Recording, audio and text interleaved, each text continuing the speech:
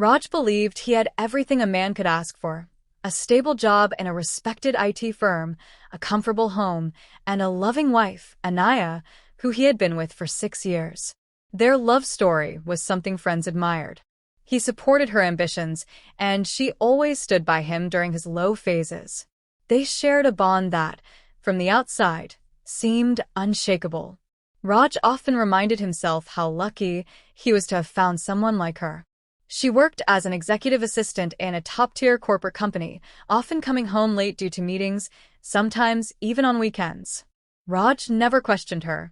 His trust in her was complete, almost blind. She had a magnetic personality, well-dressed, articulate, always knowing the right thing to say. Raj had always admired her confidence. She, in turn, made him feel appreciated, until she gradually stopped. Little things changed. She no longer kissed him goodbye in the morning or asked how his day was. Their evening conversations became short and distracted. Whenever Raj suggested a date night, she declined, citing work pressure or exhaustion. She smiled less and started guarding her phone, keeping it on silent and upside down, even at home. Still, Raj gave her space, assuming this was just a rough phase. He trusted her too much to suspect anything else. But one evening, while Anaya was taking a shower, her phone buzzed repeatedly. Out of instinct, Raj glanced over. The name Sharma Sir popped up on the screen with a heart emoji. Curious, he unlocked it using the password he knew, something they'd shared early in their marriage. What he found wasn't explicit, but enough to raise alarms. A series of late-night texts from her boss, messages with inside jokes and suggestive emojis.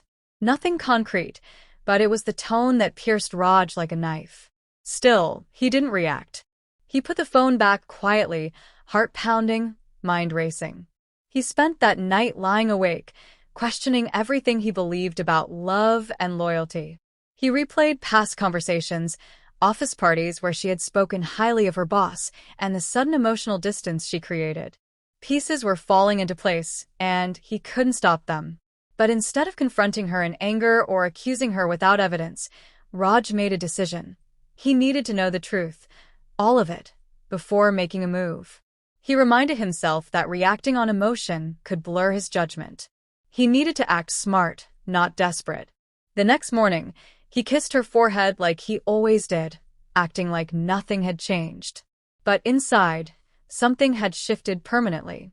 The seed of suspicion had rooted itself deep, and there was no turning back now. Raj began observing closely, quietly collecting the pieces of a reality he didn't want to accept. Every smile Anaya gave her phone, every call she took in another room, every excuse that didn't quite add up, it all felt staged now.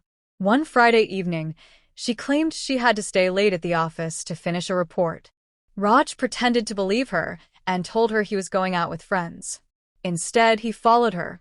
His hands trembled on the steering wheel as he saw her car pull into a luxury hotel parking lot, not an office building.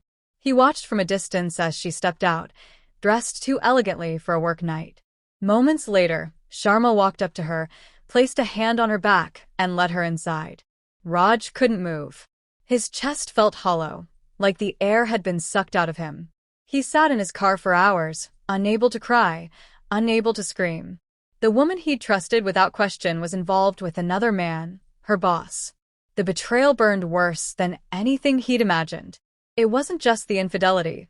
It was the lies, the manipulation, the calm way she had kept up the facade. Raj didn't follow them inside. He didn't want to see more. He had seen enough. He drove back home with clenched fists and a mind spinning with questions. The next morning, Anaya acted normal, casually mentioning how exhausting work had been. Raj nodded along, forcing a smile. But his eyes didn't lie.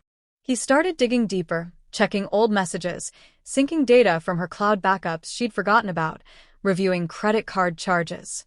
The affair wasn't new. It had been happening for months.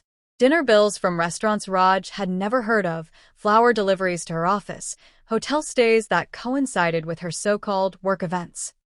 Every detail drove another nail into the coffin of his marriage. He documented everything. He wasn't interested in petty revenge or drama.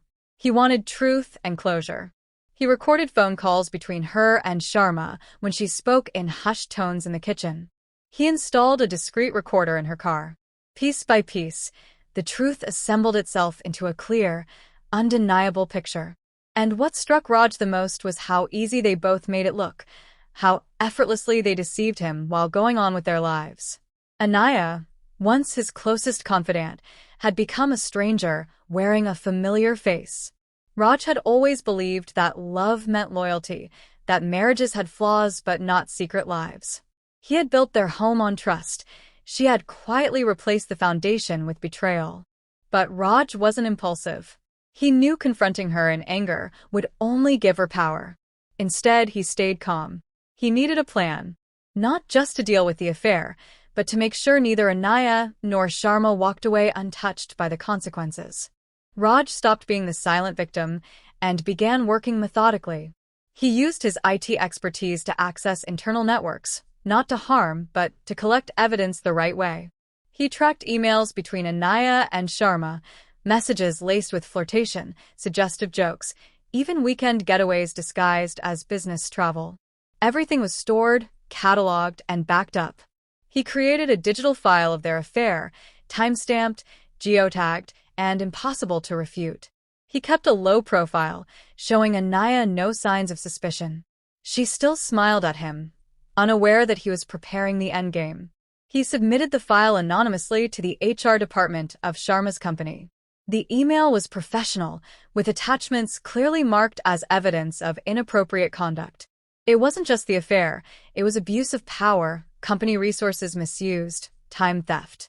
Within a week, HR launched an internal investigation. Sharma was questioned, placed on temporary leave. Rumors swirled around the office. Anaya started coming home early, quieter, more distracted. Raj said nothing. He simply watched. One evening, Anaya received an official email. She was under review too. Her access card was disabled the next day. Raj acted surprised when she told him. He offered comfort, pretended confusion, but said little. Inside, he felt no joy. Just calm. Justice didn't need noise. It needed precision. Meanwhile, Raj focused on himself. He took a break from work, started going to the gym, reconnected with old friends, including Naina, a childhood companion who had once been like family. She was warm, grounded, someone who listened without judgment. They met for coffee a few times, then walks. There was no agenda, just genuine connection. Raj didn't rush anything. He wasn't seeking love. He was reclaiming his peace. Anaya started panicking. She was suspended, calls from Sharma stopped, and whispers followed her in every professional circle. Raj stayed supportive on the surface, still bringing her tea, still asking if she was okay. He never showed his hand.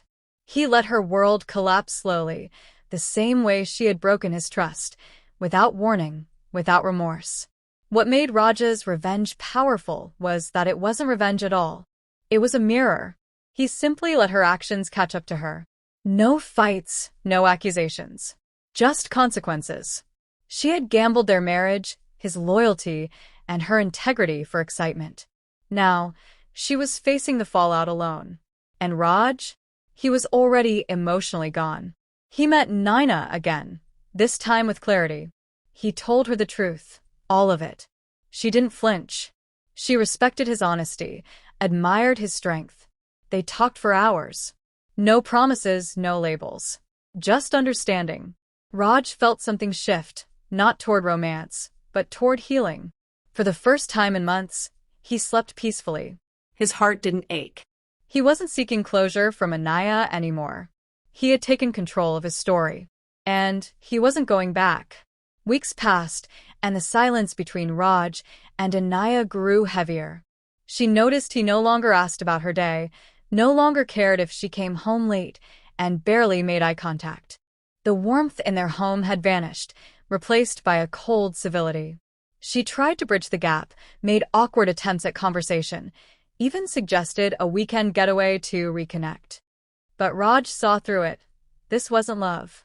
It was desperation. The man she betrayed had stopped needing her validation. Anaya's investigation at work escalated. The HR department uncovered not only her relationship with Sharma, but also a trail of inappropriate use of resources. Emails, calendar invites, expense reports. Nothing was defensible. The company terminated her employment. Sharma faced harsher consequences, with an internal memo announcing his misconduct and his formal dismissal. Their affair had turned into a scandal, costing them both their careers and reputations. Raj didn't say, "I told you so." He didn't raise his voice or demand apologies. One quiet morning, he left a letter on the dining table. It wasn't dramatic. No accusations, no anger, just a simple explanation that he knew everything and that their relationship had ended the moment she chose dishonesty over respect. He asked for a mutual divorce, clean and without complications. By the time she read it, he had already packed a bag and left. He moved into a smaller apartment across town. It wasn't luxurious, but it felt honest. His days became simpler: work, solitude, and the occasional coffee with Naina, who remained a steady presence. She never pushed him. She just listened, encouraged him to talk when he felt like it. One evening, Raj looked at her and realized he didn't feel anger anymore. Not toward Anaya, not even Sharma. The pain had done its job. It had taught him to rebuild himself from the inside out. The divorce was processed quietly. Anaya didn't contest. She had no grounds to. In public, she faded. The woman who once turned heads now avoided eye contact in every social setting. Raj didn't follow her story anymore.